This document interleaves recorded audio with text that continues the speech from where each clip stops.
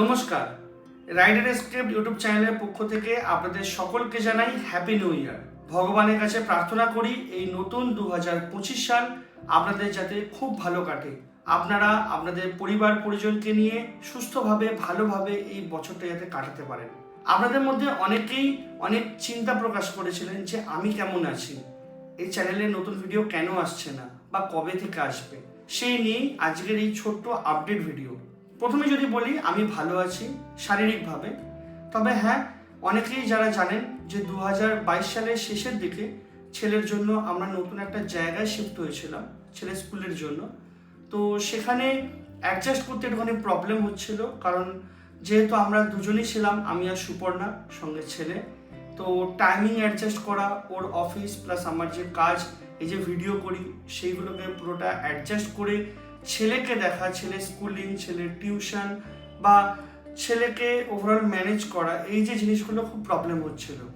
Second যদি বলি, একটা ফিনান্সিয়াল প্রবলেমও হচ্ছিল, কারণ যেহেতু নতুন জায়গায় শিফট করেছি, নতুন করে পুরো সংসার রেডি করা, নতুন জায়গায় ভাড়া নিয়ে ঘরের জিনিসপত্র কিনে সেই জায়গায় একটা পুরো অ্যাডজাস্ট করা, বসতি করা, সেটার জন্য একটা ফিনান্সিয়াল প্রবলেমও ছিল।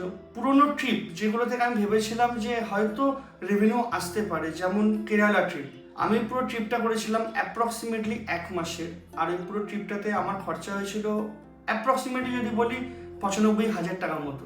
হ্যাঁ জানি, আমি আপনাদেরকে হয়তো 10,000 টাকা, 12,000 টাকা, 15,000 টাকা, 20,000 টাকায় ট্যুর গাইড করে বলতাম যে কেরালা কিভাবে ঘোরা যায়, কিন্তু আমি যেহেতু একা ঘুরি, সোলো ট্রাভেল করি, প্লাস বিভিন্ন রকমের এক্সপিরিয়েন্স আপনাদেরকে দেখানোর জন্য আমি নিজে ওগুলোকে করি, তো সেই জন্য আমার খরচাটা অনেক বেশি হয়ে গেছিলো। আর ইনফ্যাক্ট আমি কেরালা খুব ডিটেলডভাবেও ঘুরেছিলাম। আপনাদের মধ্যে অনেকে এটাও প্রশ্ন করেছেন যে আমি কেরালা সিরিজ হঠাৎ করে বন্ধ করে দিলাম কেন।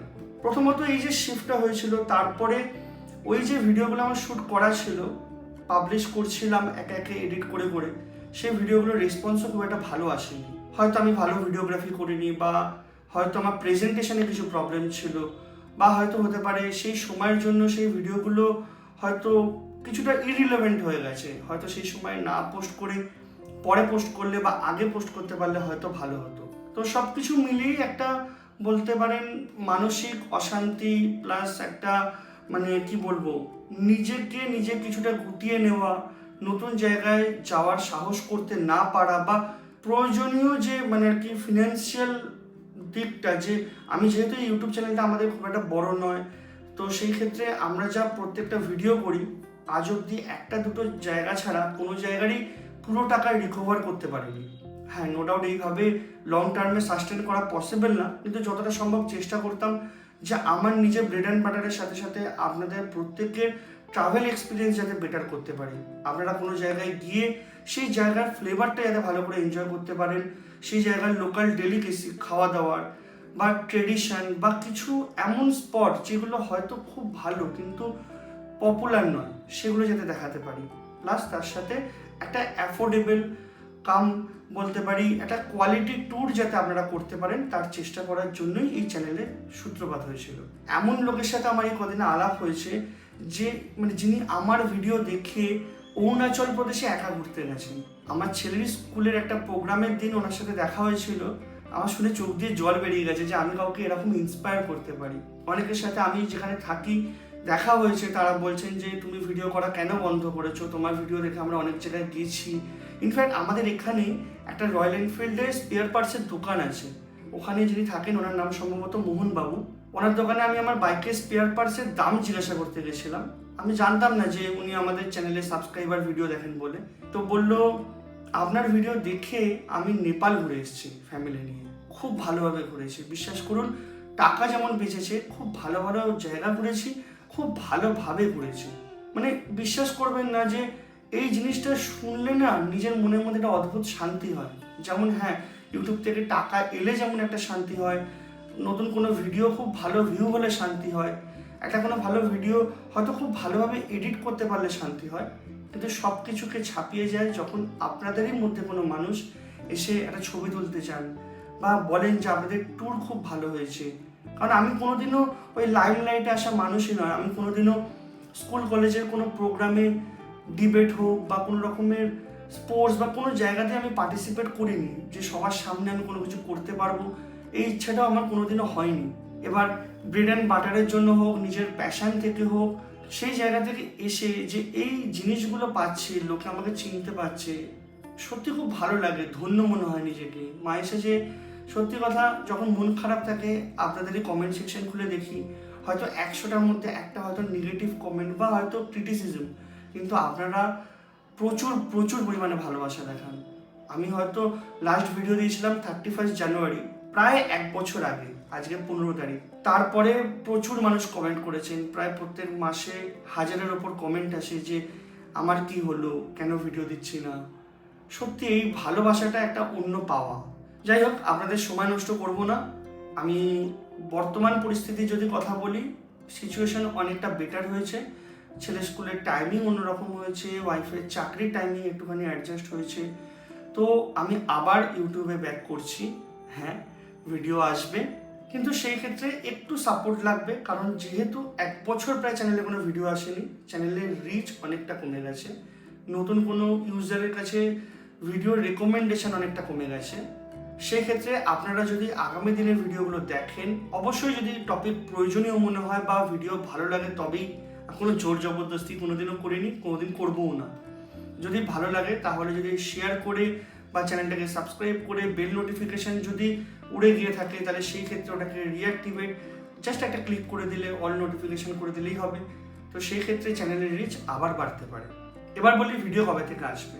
আজকে 15 তারিখ, কালকে গেছে 14 তারিখ, অতএব মকর সংক্রান্তির দিন আমার প্ল্যান ছিল আমি কুম্ভ মেলাতে যাব। এটা যেহেতু 144 বছর পরের মহাকুম্ভ, সেই জন্য কোনোভাবেই মিস করা যায় না। আমি প্রথমে ভেবেছিলাম ভিডিও করব না, সত্যি কথা যদি বলি, কিন্তু তারপরে ভাবলাম না, চ্যানেলের এই ডাউন অবস্থা, হয়তো ভিডিও দিলে একটু ভিউ হতে পারে, বা আপনাদের মধ্যে অনেকেই হয়তো এই কুম্ভ মেলায় যাওয়ার সময় এই ভিডিও দেখে উপকৃত হতে পারেন। সেই জন্য ভাবলাম একটা ছোট্ট করে সিরিজ করি।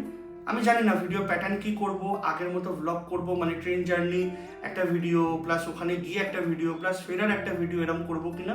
তবে হ্যাঁ, একটা ট্যুর গাইড আসবে, বা একটা বলতে পারেন যে একটা কুম্ভ মেলা গাইড আসবে, যেখানে ওখানে মেলাটাকে কিভাবে অ্যারেঞ্জ করা হয়েছে, মেলাটার স্পেশালিটি কি, কুম্ভ মেলা কেন হয়, কুম্ভ মেলায় কিভাবে যাবেন, যদি ডাইরেক্ট ট্রেন না পান, যেমন আমি পাইনি, তাহলে সেই ক্ষেত্রে কিভাবে যাওয়া যেতে পারে, ওখানকার থাকার ব্যবস্থা কি আছে, যদি থাকতে না পারেন তাহলে কি করবেন, বা 1 রাতের জন্য 2 রাত্রের জন্য কত দিনের জন্য যাওয়া উচিত, সঙ্গমে প্রপার স্নান করা যাচ্ছে কিনা, বা ওখানকার যে বিভিন্ন আখাড়া আছে বা পুরো পরিস্থিতি কিভাবে ম্যানেজ হচ্ছে, সেই জিনিসগুলো আমি আপনাদেরকে দেখাবো। নিজে তো দেখবই, আমার মেন উদ্দেশ্য হচ্ছে এই এতদিন যে ভিডিও না দিয়ে আপনাদেরকে এই চ্যানেল থেকে বঞ্চিত রেখে যে পাপ করেছি, সেই পাপটা প্লাস আমার জীবনের যত পাপ আছে, সেই পাপগুলো কুম্ভ মেলার পুণ্য স্নান করে ধুয়ে ফেলা, সবার ভালো চাওয়া, আর তার সাথে সাথে আপনাদের যদি কোনো উপকার হয় সেটার চেষ্টা করা। এটা হচ্ছে ইনিশিয়াল প্ল্যান। এরপরে যদি কথা বলি, তাহলে আমি হয়তো নতুন কোনো ট্রিপ করলেও খুব শর্ট ট্রিপ করব, 2 দিন 3 দিন 4 দিনের ট্রিপ, কোনো একটা উইকেন্ড ডেস্টিনেশন হতে পারে, বা নর্থ বেঙ্গলের একটা দুটো কোনো হোমস্টে বা কোনো একটা লোকেশনের ভিডিও হতে পারে। আপাতত 3-4 মাস 6 মাস যতক্ষণ না চ্যানেল একটা গতি ধরছে, ততক্ষণ অবধি কোনো লং ট্যুরে যাব না। যে ভিডিওগুলো আছে, যে ভিডিওগুলো চলেনি, বা আমি যে ভিডিওগুলো দিতে পারিনি নিজের এই অবস্থার জন্য, যেমন বেনারসের একটা ট্যুর গাইড ভিডিও আসতো, খুব ভালোভাবে শ্যুট হয়েছিল, প্লাস নেপালের সিরিজের কিছু ট্যুর গাইড ভিডিও, প্লাস কেরালার প্রত্যেকটা জায়গার ইন্ডিভিজুয়াল ট্যুর গাইড ভিডিও, পুরো কেরালার ডে ওয়াইজ ট্যুর প্ল্যানের ভিডিও। তো ওই ভিডিওগুলোকে আগে রেডি করে করে এক এক করে ছাড়বো। যদি আপনারা ভালোবাসা দেখান, যদি রিচ বাড়ে, যদি চ্যানেলে ভিউ বাড়ে, কিছুটা রেভিনিউও বাড়বে, সেই ক্ষেত্রে আমরা নতুন জায়গায় যাওয়ার প্ল্যান করব। না হলে হয়তো ওই শান্তিনিকেতন বা ছোটোখাটো কাছাকাছি যে জায়গাগুলো আছে, পুরী বা দার্জিলিংয়ের আশেপাশে নর্থ বেঙ্গলের কিছু অফবিট ডেস্টিনেশন, বা মার্চ মাসের দিকে হয়তো গুরুদম্বারের দিকে যাওয়া, এগুলোই হয়তো আপাতত করব। বড় লং ট্যুর, মানে ওই 5 দিন 6 দিন 7 দিনের কোনো ট্যুর আপাতত করব না। আর এবারে আমি কথা দিচ্ছি, আপনাদের কাউকে নিরাশ করব না, ভিডিও আসবে। তবে হ্যাঁ, আমি টাইমলাইনটা এখনই কমিট করছি না যে সপ্তাহে একটা ভিডিও, 3টে ভিডিও, 5টা ভিডিও। তবে চেষ্টা করব প্রত্যেক সপ্তাহে একটা নির্দিষ্ট দিন করে, নির্দিষ্ট টাইম করে, অ্যাটলিস্ট একটা করে যাতে ভিডিও আসে। যাই হোক, আপনাদের মূল্যবান সময় অনেকটা নিয়ে নিলাম, একটা ছোট্ট আপডেট ভিডিও হিসাবে হয়তো অনেকটা বড় হয়ে গেল। তবে খুব শীঘ্রই দেখা হচ্ছে কুম্ভ মেলার ভিডিও নিয়ে, তারপরে বিভিন্ন বিভিন্ন জায়গাকার বিভিন্ন তথ্যমূলক ভিডিও নিয়ে। সবাই খুব ভালো থাকবেন, আর সম্ভব হলে এই কুম্ভ মেলাটা মিস করবেন না। আমাদের জেনারেশন প্লাস আমাদের নেক্সট জেনারেশন যারা হচ্ছে, তারা কেউই হয়তো 144 বছর পরের মহাকুম্ভ অবধি থাকবো না। তো চেষ্টা করবেন, যদি শরীর ভালো থাকে, যদি সময় আর টাকা পারমিট করে, তাহলে অতি অবশ্যই এই মহাকুম্ভ ঘুরে আসা। খারাপ ভালো চলতেই থাকবে, আর আমি চেষ্টা করব যতটা সম্ভব ডিটেলে, যতটা সম্ভব কম টাকায় আপনারা কিভাবে ঘুরতে পারবেন তার হদিশ দিতে পারি। আপাতত এইটুকুনি, দেখা হচ্ছে খুব তাড়াতাড়ি কুম্ভ মেলার ভিডিওতে।